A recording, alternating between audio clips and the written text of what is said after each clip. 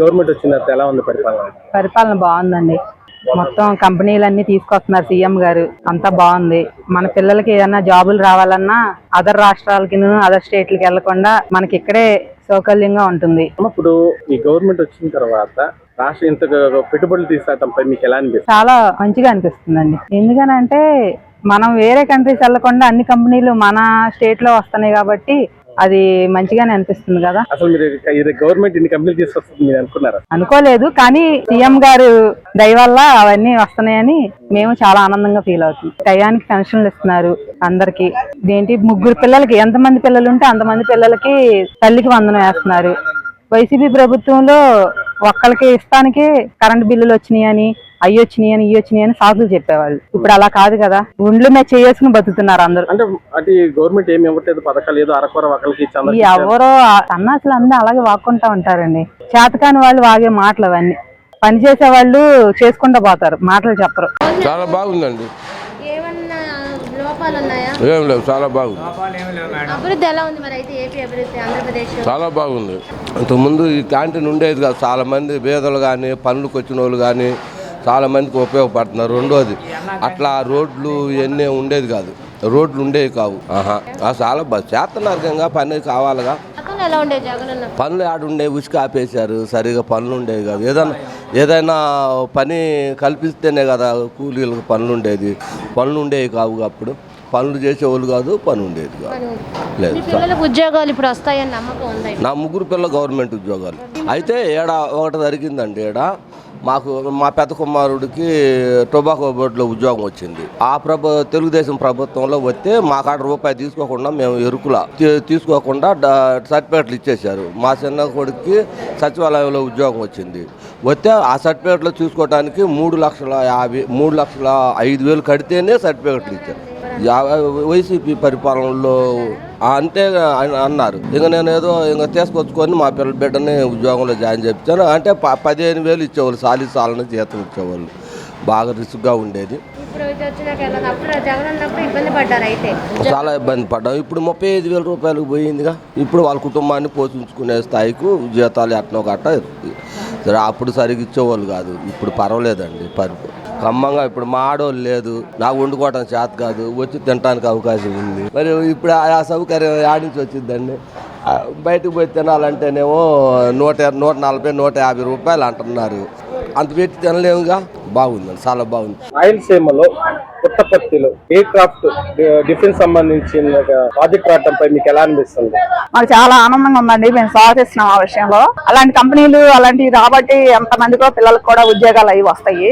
అందరూ కూడా చాలా హ్యాపీగా ఉన్నారు ఆ విషయంలో. అది అంత పెద్దది మనకు వస్తుందంటే అసలు ఇంకా ఎంతమందికి జాబులు వస్తాయోనో. అది రాయలసీమ రత్నాలసీమ మాట అంతం కాదండి, అది జరిగి తీరుతుంది అనమాట కూటమి ప్రభుత్వంలో. అంటే గవర్నమెంట్ వచ్చిన తర్వాత ఏ ఒక కంపెనీలో పెట్టుబడులు ఏం తేట్లేదని వైసీపీ మాట్లాడుతున్నారు. వాళ్ళేదో పేటీఎం బ్యాచ్ మాట్లాడిన మాటలు ఎవడు పట్టించుకుంటాడండి. కళ్ళు కనబడుతున్నాయి, చెవులు కనబడుతున్నాయి, అందరూ చూస్తున్నారండి. చక్కగా వస్తున్నాయండి. ఎక్కడెక్కడ కంపెనీలన్నీ కూడా ఎత్తుక్కుని మరీ వస్తున్నాయి.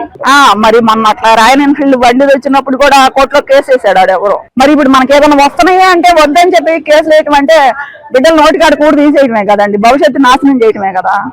ఇదైతే ఎవ్వరు ఎప్పుడు ఎలాంటి రాజకీయ నాయకుడైనా నేను ఆ కంపెనీ తెస్తానో లేకపోతే ఇంకోటి పెడతానో నాకు ఓటేయండి అని అడుగుతాడు. ఇదేం కారణం అర్థం కావట్లేదు. వీళ్ళు మేము వస్తాము లేకపోతే రపరప అంటాము, లేదంటే కంపెనీలు ఎత్తేయమని చెప్పి కోర్టులో వేస్తాము. ఇదంతా ఒక శాడిజం అండి. ఈ శాడిజాన్ని ఎంత తొందరగా వదిలించుకుంటే రాష్ట్రానికి అంత మంచిది. విశాఖపట్నంలో చూసినట్లయితే ప్రపంచంలోనే అతిపెద్ద data centre Google data centre అనేది మన ఇనాగ్రేషన్ కూడా చేశారు నారా చంద్రబాబు నాయుడు గారు. అలాగే కాగ్నిజెంట్, టీసీఎస్, ఐటీ ఇలా రోజుకొక పరిశ్రమలు మన విశాఖపట్నంకి వస్తున్నాయి. ఎలా అనిపిస్తుంది? ముఖ్యంగా యూత్ కి ఎలాంటి నమ్మకం అయితే ఉద్యోగాల అవకాశాలు వచ్చే అవకాశం? సో మనకు ఆల్రెడీ ముందుగా తెలుసు మన చంద్రన్న మామూలు కాదు. సో తీసుకురావడానికి ఏంటంటే ఇక్కడ యూత్ బాగానే సెటిల్ అవుతారు. అంటే బయట దేశాలకు వెళ్ళి అక్కడ ఇదే దీనికన్నా సొంత దేశంలో ఉండి డెవలప్మెంట్ చూపించవచ్చు. సో దానికి వైజాగ్ అనేది చాలా బెస్ట్. సో ఈ డేటా సెంటర్ రావడం వల్ల ఎక్కువ ఐటీ సైడ్ వాళ్ళకి వీళ్ళందరికీ బాగానే సెట్ అవుతారు. బయట దేశాలకు వెళ్ళిన వాళ్ళు కూడా రిటర్న్ రావచ్చు.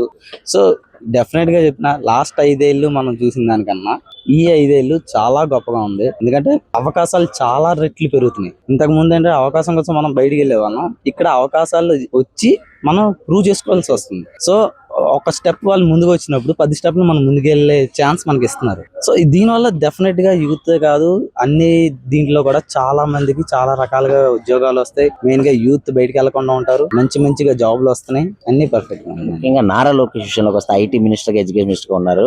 ఎలా అనిపిస్తుంది అతను రోజుకో పరిశ్రమలు తీసుకుని వస్తున్నారు, ఎలా అనిపిస్తుంది? సో తండ్రికి తగ్గ తనేడు. సో మన చంద్రన్న ఎలా అయితే ఉన్నారో ఆయనకి తగ్గట్టుగానే సపోర్ట్ గా, ఆయన ఆలోచన తగ్గట్టుగా మన లోకేష్ అన్న కూడా ఉన్నారు. సో ఈ వీళ్ళందరితో పాటు మనకు ఇంకా భరత్ గారు ఉన్నారు, పవన్ కళ్యాణ్ గారు ఉన్నారు. ఇలా అందరూ సపోర్ట్, అంటే ఒక ఐడియాలజీ మీద వర్క్ చేసే వాళ్ళందరూ ఒక దగ్గర కూడినట్టు అలాగుంటే తప్ప మనకి డెవలప్మెంట్ అనేది ఇంత ఫాస్ట్ గా జరగదు. అయితే రోజుకో వారి కంపెనీలు వస్తున్నాయి, గూగుల్ డేటా సెంటర్ కానీ, కాగ్నిజెంట్ ఇలాంటి సంస్థలు రావడం వల్ల ముఖ్యంగా యూత్ కి ఏ విధంగా ఉపయోగపడుతుంది, ఎలా ఉండబోతుంది? యూత్ కి ఎలా ఉపయోగపడుతుంది అంటే మనకి ఆపర్చునిటీస్ పెరుగుతాయి అన్నమాట. దీనివల్ల మనకి జాబ్ క్రియేట్ అయితేనే ఏదైనా ఫ్యూచర్ లోన ఫ్యామిలీకి సపోర్ట్ వస్తేనే ఎకనామిక్ గ్రోత్ అవుద్ది. దానివల్ల ఒక స్టేబుల్ సొసైటీ ఫామ్ అవుద్ది. ఎంప్లాయ్మెంట్ ఇంపార్టెంట్ మనకి. అలాగే విశాఖపట్నంలో ఉత్తరాంధ్ర మొత్తం స్టీల్ ప్లాంట్, అనకాపల్లిలో స్టీల్ ప్లాంట్, ఇలా రకానికి రోజుకో సంస్థ వస్తుంది. అలాగే ఆంధ్రాలో చూసినట్లయితే రాయల్ ఎన్ఫీల్డ్ మ్యానుఫ్యాక్చరింగ్ కంపెనీ కూడా మనం తీసుకొని వచ్చారు. ఎలా అనిపిస్తుంది ఇవన్నీ చూస్తుంటే హ్యాపీగా ఉంది. అంటే ఆపర్చునిటీస్ క్రియేట్ అవడమే కదా యూత్ కి కావాలి. అందరు దానికోసం కష్టపడితే అందరికి అదే మంచిది. గవర్నమెంట్ బాగుంది, ఆపర్చునిటీస్ వస్తున్నాయి, యూత్ కూడా బెనిఫిట్ అవుతుంది. ఇలాంటి కంపెనీలు వస్తున్నాయి కదా, ఎలా అనిపిస్తుంది? బాగానే ఉందండి. గూగుల్ వచ్చిందంటే పర్లేదండి, కొంచెం పైసా అందరం బాగుపడతాం. లేకపోతే విశాఖపట్నంలో కాగ్నిజెంట్, టీసీఎస్, ఐటీ డెవలప్మెంట్ ఇలాగా అనేక రకాల సంస్థలు వస్తున్నాయి. ఉత్తరాంధ్రలో అనకాపల్లిలోని స్టీల్ ప్లాంట్, ఇవన్నీ చూస్తున్నారు, ఎలా అనిపిస్తుంది? చంద్రబాబు నాయుడు గారు పర్లేదండి, ఆయన ఐడియా వేర్లేండి. ఆయన వచ్చారంటే పర్లేదు, చేస్తారు. యూత్ కూడా చాలా మంది ఎదురు చూస్తున్నారు ఈ కంపెనీల కోసం. వాళ్ళకి ఉద్యోగాలు వచ్చే అవకాశాలు ఉన్నాయండి. మరి కంపెనీలు వచ్చాయంటే పక్కా వస్తాయండి, 100% వస్తాయి. దాన్ని వెయిట్ చేస్తాం దానికోసం. విశాఖపట్నం కాకుండా టోటల్ అన్ని ఆంధ్రాలో కూడా అన్ని వైజ్ గా అన్ని జిల్లాల్లో కూడా కంపెనీలు వస్తున్నాయి. రాయల్ ఎన్ఫీల్డ్ మ్యానుఫ్యాక్చరింగ్ కానీ, డిఆర్డిఓ, ఎలా అనిపిస్తుంది సార్? బాగుంది సార్. టోటల్ అయితే భవిష్యత్తులో ఏ విధంగా ఉండబోతుంది అంటారు ఆంధ్రప్రదేశ్ అనేది? పర్లేదండి, కూటమి ప్రభుత్వం ఉంటే అవుతుంది, బాగుపడతామని అనిపిస్తుంది. మరి సార్ ఇప్పుడు విశాఖలో చూసినట్లయితే రోజుకో పరిశ్రమలు వస్తున్నాయి. ఇప్పుడు మరి ఎలా అనిపిస్తుంది? చాలా బాగుంది సార్. ఉద్యోగాల అవకాశాలు అందరికీ రావాలి కదా, అందరూ బతకాలి. బాగుంది సార్, ఈ ప్రభుత్వం చాలా బాగుంది చేస్తుంది. సార్ ఇప్పుడు ఒక విశాఖపట్నమే కాకుండా ప్రతి జిల్లాలోని కూడా ఆంధ్రలోని అనేక రకాల సంస్థలు రోజువారీ కంపెనీలు వస్తున్నాయి. రోజుకో సంస్థ వస్తుంది. రాయల్ ఎన్ఫీల్డ్ మ్యానుఫ్యాక్చరింగ్ కంపెనీ కూడా తీసుకుని వచ్చారు. ఎలా అనిపిస్తుంది సార్ ఇవన్నీ చూస్తుంటే? చాలా బాగుంది సార్, ప్రభుత్వం చాలా బాగా పనిచేస్తుంది. అన్ని కంపెనీలు పెట్టుబడులు బాగా తీసుకొస్తుంది సార్. పెట్టుబడిదారులు కూడా మన ఆంధ్రాలో ఇన్వెస్ట్మెంట్ చేయడానికి కూడా ముందడుగు వేస్తున్నారు. అవును సార్, బాగా చేస్తున్నారు సార్. టోటల్ అయితే ఎలా ఉండబోతుంది అంటే సార్, ఎన్ని ఉద్యోగాలు వచ్చే అవకాశాలు ఉన్నాయా? బాగుంటుంది సార్, వేల వస్తారు సార్. మరి కంపెనీలన్నీ వచ్చాయంటే మరి ఉద్యోగాలు వస్తాయి సార్ కంపల్సరీగా. ఎలా అనిపిస్తుంది సార్ నారా చంద్రబాబు నాయుడు గారు ఈ రోజుకో పరిశ్రమలు తీసుకొని రావడంలో కృషి చేస్తున్నారు, ఎలా అనిపిస్తుంది? చాలా బాగుంది సార్, ఈ వయసులో ఆయన అలా చేయడం చాలా గ్రేట్ సార్. నారా లోకేష్ గారు ఎట్లా? లోకేష్ కూడా బాగానే చేస్తున్నారు సార్, ఆయన తరఫున ఆయన కూడా బాగా చేస్తున్నారు సార్.